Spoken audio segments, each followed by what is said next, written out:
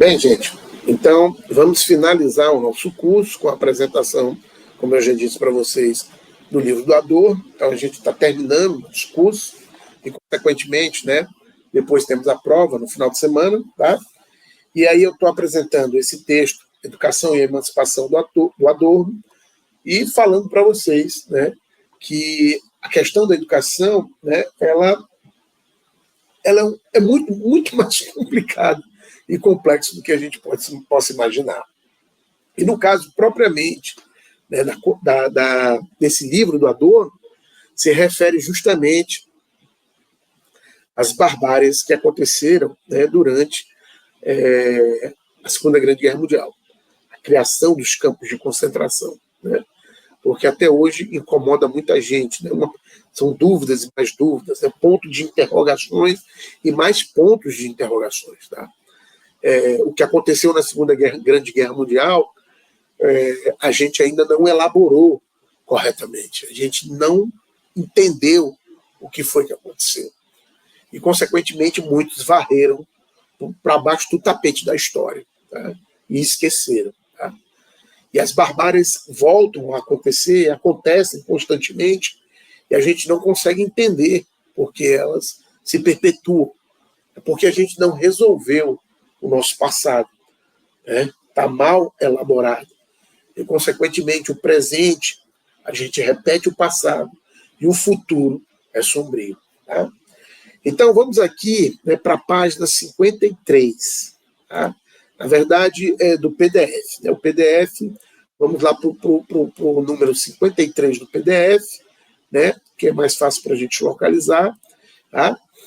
Nesse texto, ou nesse capítulo, Educação após Auschwitz, ele traz algumas coisas importantes, então peço que vocês leiam esse capítulo, principalmente, leiam todos os outros, óbvio, mas esse aqui é de suma importância.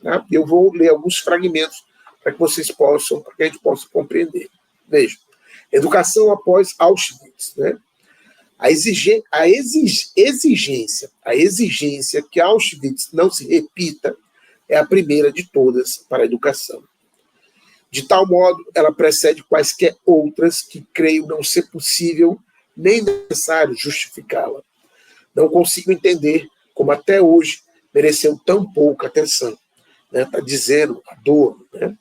Justificá-la teria algo de monstruoso em vista de toda a monstruosidade ocorrida.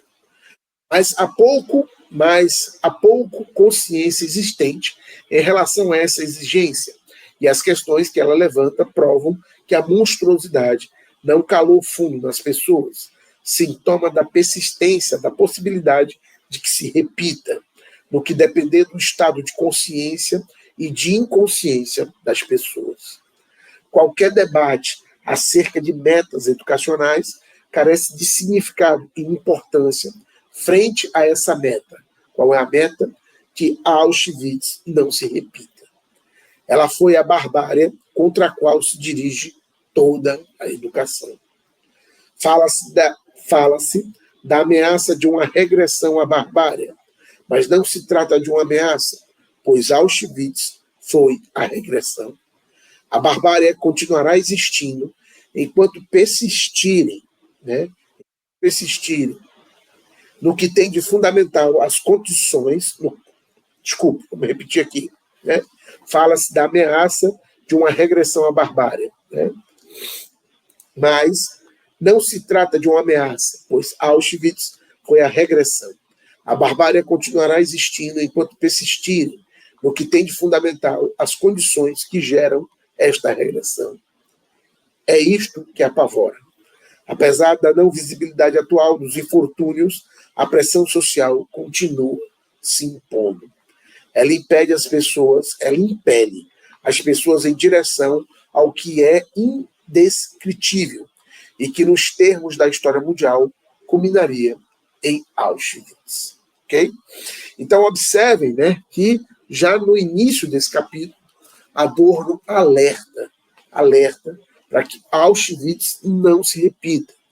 Por quê? Porque a repetição de Auschwitz, que é possível, porque a gente não mudou as condições objetivas, a gente ainda continua com aquelas mesmas relações, entendeu? Do passado. Observem hoje, entendeu? Com a volta do Donald Trump ao poder, né? O Donald Trump, né, quer enaltecer novamente a América, né? E esse enaltecimento ele se refugia, né, num nacionalismo exacerbado, nacionalismo contra os latinos, nacionalismo contra os asiáticos, nacionalismo contra vários outros países, né? E vejam, atualmente, isso é recente, né, aconteceu agora, né, nos primeiros dias de janeiro e fevereiro, né, ele está instaurando uma guerra, né, comercial com o Canadá, com o México, com a China e com vários outros países, ameaçando tomar terras, ameaçando anexar, entendeu? Regiões, né, e, consequentemente, dizendo que vai fazer, usar força, poder militar e outras questões mais. Tá? Tudo isso que o Donald Trump fala é muito parecido, entendeu, com o que aconteceu na época da ascensão do nazismo de Adolf Hitler, quando Hitler subiu. Temos que voltar a tornar a Alemanha grande. Tá? E aí vejam, né, o que o Donald Trump fala. Temos que voltar a tornar a América grande. Muito semelhante. Tá? Mas a grande semelhança está nos seguintes aspectos ou peculiaridades. Né? Para tornar a América grande ou tornar a Alemanha grande, você precisa se livrar dos outros. Você precisa se livrar, entendeu, do que não presta. Você precisa submeter os outros à sua vontade. É o que Hitler fez. E parece que é o que Donald Trump quer fazer. Então, o que o Adorno está falando nesse livro é que a gente continua fazendo as mesmas coisas. E se a gente continuar fazendo as mesmas coisas, a gente vai repetir o passado. A gente vai repetir Auschwitz. Vem aqui, entendeu? Já no terceiro parágrafo, né? Desculpe, no segundo parágrafo, né, do PDF da página 54. A reflexão a respeito de como evitar a repetição, a reflexão a respeito de como evitar a repetição de Auschwitz é obscurecida pelo fato de precisarmos nos conscientizar desse elemento desesperador, se não quisermos cair presas da retórica idealista. Mesmo assim, é preciso tentar, inclusive, porque tanto a estrutura básica da sociedade como seus membros responsáveis por termos chegado onde estamos, não mudaram nesses 25 anos. E Adorno está dizendo, escrevendo em 1968, dizendo que no intervalo entre o fim da Segunda Grande Guerra Mundial e o ano em que ele escreve os textos, que é 1968, passaram-se 25 anos e nada mudou, tudo continuou do mesmo jeito. Passaram-se agora muito mais, 50, 60 anos, né, desde que Adorno escreveu esse livro. Né, e as condições parece que não mudaram, continuam as mesmas. Né? E aí observem Adorno falando, milhões de pessoas inocentes, e só o simples fato de citar números já é humanamente indigno. Quanto mais discutir quantidades, foram assassinadas de uma maneira planejada. Foi isso que aconteceu em Auschwitz e nos campos de concentração nazista. Os alemães desenvolveram uma burocracia racional para matar pessoas. Aplicaram, né, uma racionalidade para matar pessoas em série. Tá? Isso não pode ser minimizado por nenhuma pessoa viva, como sendo um fenômeno superficial, como sendo uma aberração no curso da história, que não importa, em face da tendência dominante do progresso, do esclarecimento, do tá?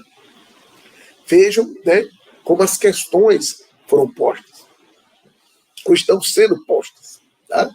Mais adiante, mais um pouquinho adiante, né, já na página seguinte, Adorno vai dizer, entendeu?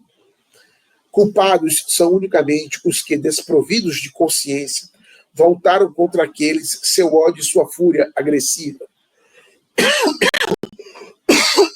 Desculpe.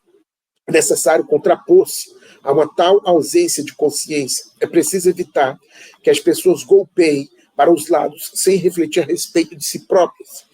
A educação tem sentido unicamente como educação dirigida a uma autorreflexão crítica. Tá? Então, para Adorno, o processo educacional só faz sentido se ele conseguir desenvolver uma autorreflexão crítica.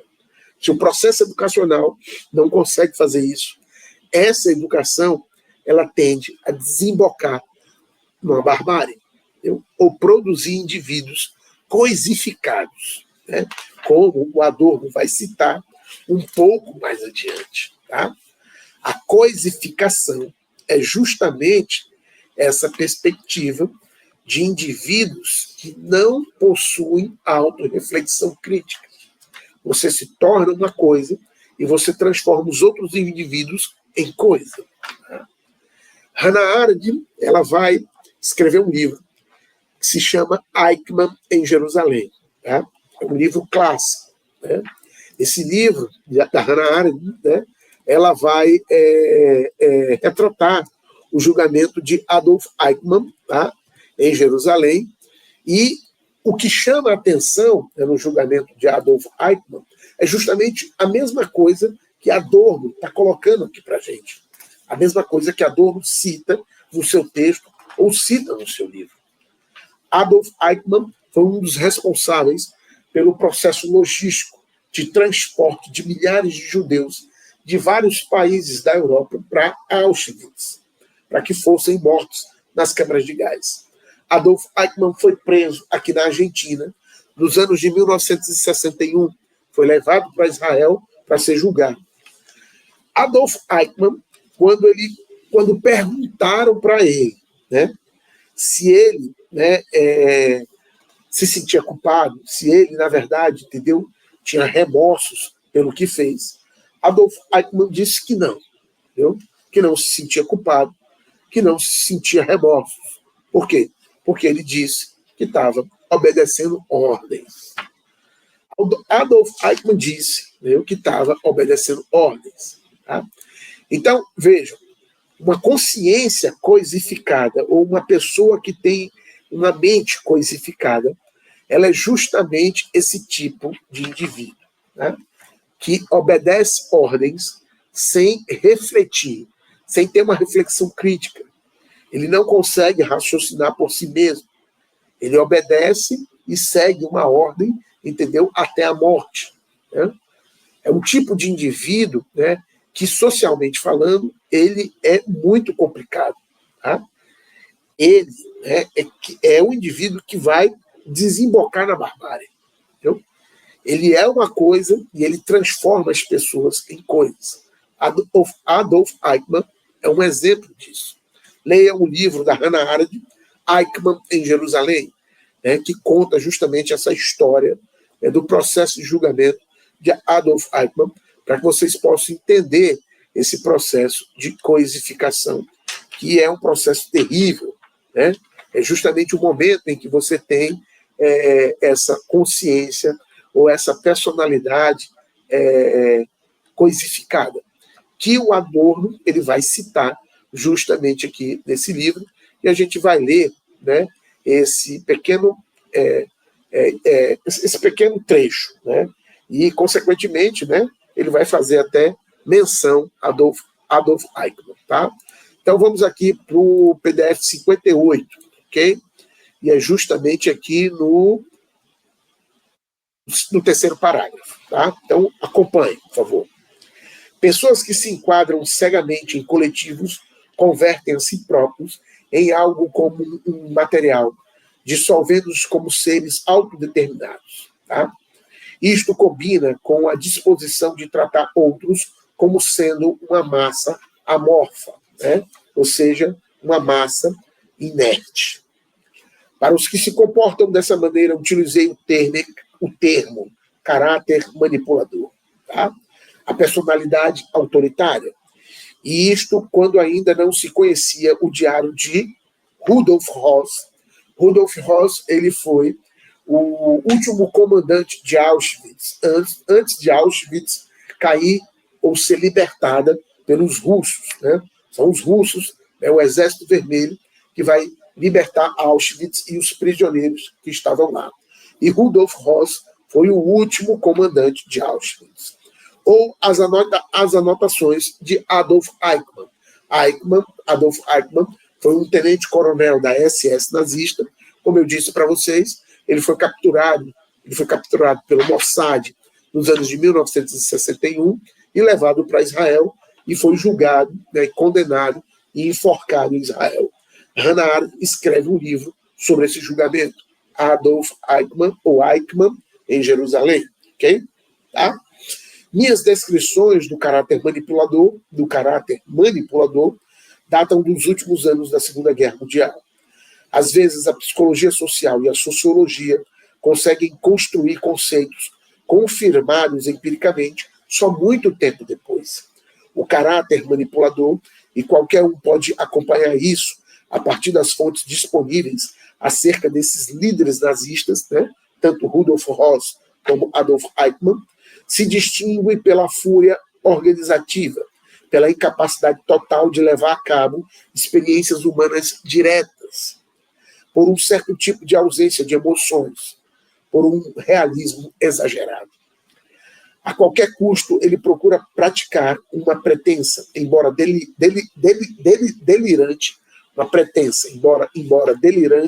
realpolitik. Né? Nem por um segundo sequer ele imagina um mundo diferente. Por quê? Porque não tem autorreflexão crítica, que é a função da educação. Esses homens, por exemplo, foram educados de uma forma que não deixaram ou não promoveram a autorreflexão crítica. Tá? Nem por um segundo sequer ele imagina um mundo diferente do que ele é, possesso pela vontade de Doughtings, de fazer coisas indiferentes ao conteúdo de tais ações. Ele faz do ser atuante, da atividade, da chamada eficiência, enquanto tal, um culto, cujo eco ressoa na propaganda do homem ativo. Este tipo encontra-se entre mentes, a crer em minhas observações e generalizando algumas pesquisas sociológicas, muito mais disseminado do que se poderia imaginar. O que outrora era exemplificado apenas por alguns monstros nazistas pode ser contestado hoje a partir de casos numerosos, como delinquentes juvenis, líderes de quadrilhas e tipos semelhantes, diretamente presentes no noticiário. Se fosse obrigado a resumir em uma fórmula esse tipo de caráter manipulador, o que talvez seja equivocado, embora útil à compreensão, eu denominaria de um tipo de consciência coisificada. Vejam, né, o Adorno, né, criando um conceito muito interessante para analisar esse tipo, né, de indivíduo que participa dessa realidade, que participa da barbárie. Então, veja, consciência coisificada. No começo, as pessoas desse tipo se tornam, por assim dizer, iguais a coisas. Ou seja, não possuem autorreflexão crítica, que é a função da educação. A educação para a emancipação tem que produzir autorreflexão crítica. Qualquer estudo, seja matemática, seja química, computação, física, seja filosofia, sociologia, quaisquer estudos e quaisquer áreas, precisa levar o indivíduo à autorreflexão crítica. Um engenheiro, um médico, um enfermeiro, um administrador de empresas, um empresário, precisa desenvolver a autorreflexão crítica. Distinguir essas realidades, a realidade da barbárie da realidade da emancipação. Se ele não consegue fazer isso, a educação que ele obteve é uma educação que vai gerar a barbárie, e não a emancipação. Tá? Então, no começo, as pessoas desse tipo se tornam, por assim dizer, iguais a coisas. Em seguida, na medida em que o conseguem, tornam os outros iguais a coisas. Isto é muito bem traduzido pela expressão aprontar, que goza de igual popularidade entre os valentões juvenis e entre os nazistas. Esta expressão aprontar define as pessoas como sendo coisas aprontadas. Seu duplo sentido. Conforme Max Horkheim, a tortura é a adaptação controlada e devidamente acelerada das pessoas aos coletivos. Tá? Então vejam como isso é complicado, como essa consciência coisificada gera males dentro da sociedade. Algo disso encontra-se no espírito da época, por meio do procedente que seja falar em espírito nesses termos, em que resumirei citando Paul Valéry, que antes da última guerra mundial disse que a desumanidade teria um grande futuro. É particularmente difícil confrontar esta questão, porque aquelas pessoas manipuladoras, no fundo, incapazes de fazer experiências, né, por isso mesmo revelam traços de incomunicabilidade, o que se identificam com certos doentes mentais ou personalidades psicóticas. É claro que essa perspectiva do Adorno a gente precisa analisar melhor, a gente precisa debater melhor, mas uma coisa que a gente precisa levar em consideração é que a educação ela deve ser uma educação para autorreflexão crítica e não uma educação que produza consciências coisificadas, que transforma o indivíduo numa coisa e faz com que o indivíduo, entendeu, se relacione com os outros a partir dessa coisificação. Observe, citarei somente alguns casos recentes no noticiário policial para que vocês possam entender, né, e problematizar essa realidade. Um dos casos mais horripilantes aconteceram recentemente, né, na polícia de São Paulo. Todo mundo acompanhou esse caso. Um policial, né, ou um grupo de policiais pararam um motociclista. Tá? Ele estava, né, sem capacete e, consequentemente, né, foi parado e pediram a habilitação dele. Né? Ele estava sem a habilitação. Esse foi o crime dele. Né? Estava dirigindo sem capacete, uma infração de trânsito, e dirigindo sem a carteira de motorista. Então você multa o indivíduo e recolhe a moto dele, entendeu? Até que ele regularize, né, toda a situação. Né? Ou que ele chame uma pessoa para conduzir a moto que tenha habilitação e esteja regular e use capacete. O que foi que aconteceu? Um dos policiais que estavam na batida, né, fazendo o processo de checagem, né, fazendo o processo, né, de averiguação, pegou esse indivíduo e jogou pela ponte. Né? Esse caso foi um caso, está na mídia, procurem lá. Tá? Esse policial, entendeu? Ele é justamente um exemplo dessa mente coisificada. E trata os outros como coisa. Né? Porque somente uma coisa você joga, entendeu, pela ponte. Animal você joga pela ponte, se você tiver autorreflexão crítica. Porque você sabe, se você jogar um cachorro pela ponte, né, a probabilidade é que o cachorro morra, ou que ele tenha ferimentos graves. Se você jogar um gato, se você jogar qualquer animal, se você jogar um ser humano, a autorreflexão crítica, né, leva a gente a entender que esse ser humano vai correr risco de vida ou vai se machucar. E aí vejam, né, qual é o problema maior nesse processo da coisificação, entendeu? Dessa coisificação da consciência, dessa consciência coisificada. Observe, né? O policial jogou o rapaz sem o rapaz ser criminoso. Não tem justificativa nenhuma. Jogou o garoto da ponte porque ele estava sem capacete e sem carteira de motorista.